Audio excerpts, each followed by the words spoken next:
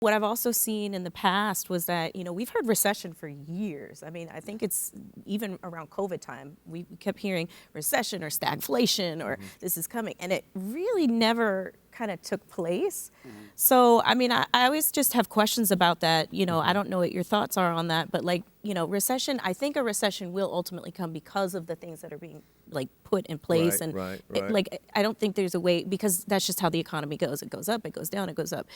But, if you could speak to that, some of the decisions or some of the things that are made, sometimes it offsets it or sometimes it brings it quicker. Sure. It's really interesting. The economy is very complex, but it's almost like common sense as well, right? A recession there's a definition for a recession, which is you have 2 successive quarters of negative GDP growth. And GDP is gross domestic product. It represents the economy of the United States or any other country. Every country has a GDP. When you get a chance, look up GDP of the top 20 countries. You will be shocked at how huge the American economy is and compared to everyone else. It's incredible. But in any event,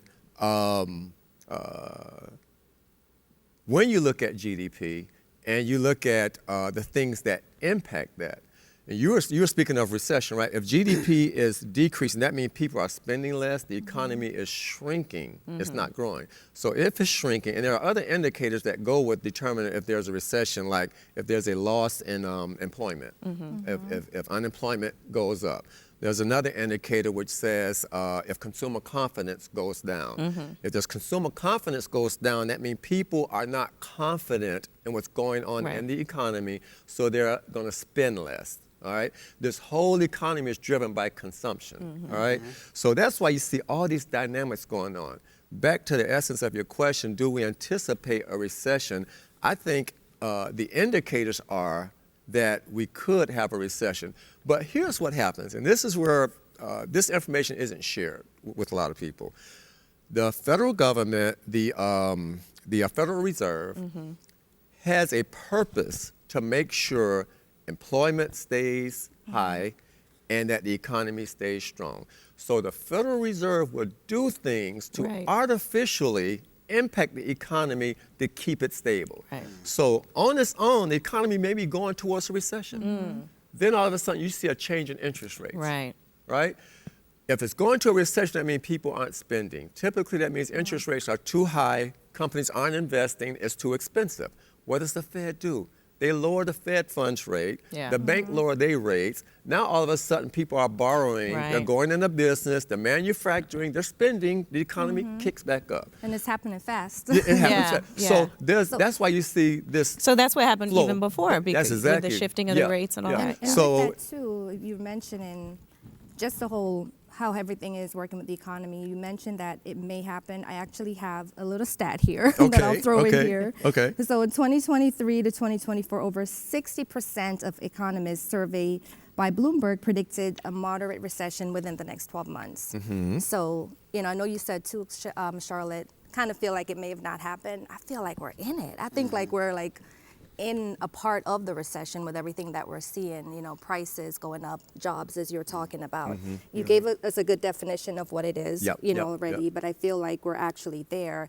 But I also want to ask you this, if we're in the recession, do you think what could be prevented? What could prevent it at this point?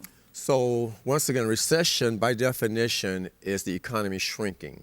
And the economy shrinks when people stop spending, companies stop making money. All right, so you need an expansion. Typically what triggers expansion is a reduction in interest rates. It stimulates the economy. What also triggers an expansion is a reduction in tax rates. When tax rates go down, especially at the corporate level, they invest more. All right, or if they have a, long ago in 1986, Ronald Reagan did the Tax Reform Act. And he had these huge benefits for corporations to invest, that they'll get this huge deduction. Well, corporations spent billions of dollars expanding their companies, and all of that stimulated the economy. It was like a kickstart. Yeah, so that's one of the things that will really get the economy going again. I want to jump in here because with what you just said, with the tax rate, because I know a lot of people thinking, give us tax cuts. and then drop the interest rates. But very few people, and especially you being an economist, is talking about balancing the budget. Because as you know, I'm not an expert, but you can give tax credit, you can lower interest rates, but that doesn't mean you are fixing your balance sheet. Your true, because you talked about doing things artificially to stimulate the economy. And in my own house, if I find myself, in a tough financial spot, I bring in $1,000 a month, just using that for example, $1,000 a month. My expenditure is $1,500 a month. I'm already $500 in the hole.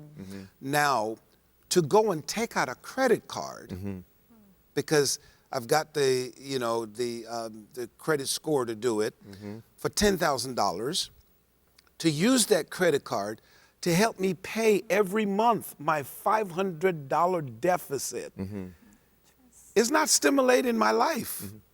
It is actually putting myself in debt. So to that analogy, with this country, the problem we constantly have, and it seems as if our politicians are not fixing it, it is, okay, we do the tax cut.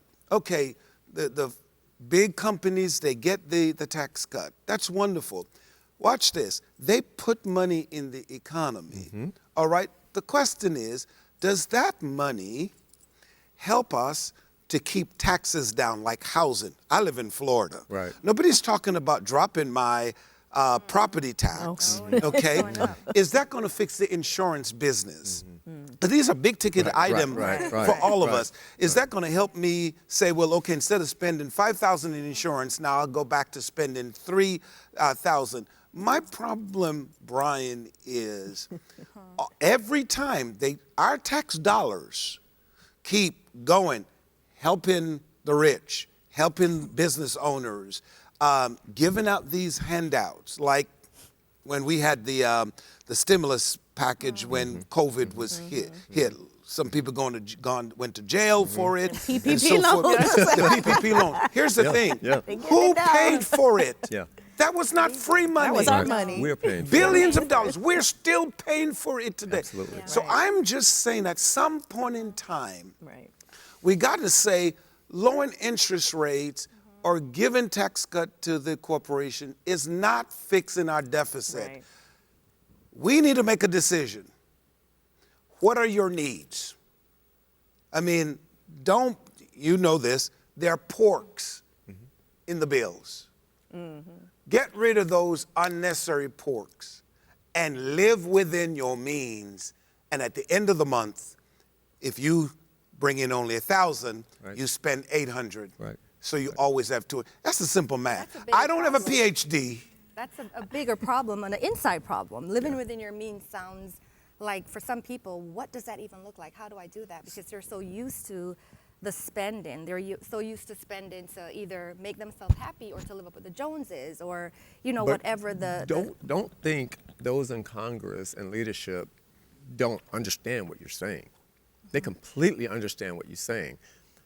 Deficit spending is a strategy. That they strategize to operate in a deficit. It's part of the budget. They're budgeting for a deficit. That pork is a part of it. Those special programs, a lot of the politicians, I know we're not making this political, so we're not going to one party or the other, but a lot of them are there just to get reelected. What does it take to get reelected? It's so unfortunate that our balance sheet. So we're cooked. Well, when you say, I want my insurance rates to go down, it's not happening. All right, I want my real estate taxes. That's not happening. Incrementalism has already brought about that where you've become accustomed to paying at that rate. So that, they're not. So then, Brian, here's down. the problem I have, and this is a spiritual part of this.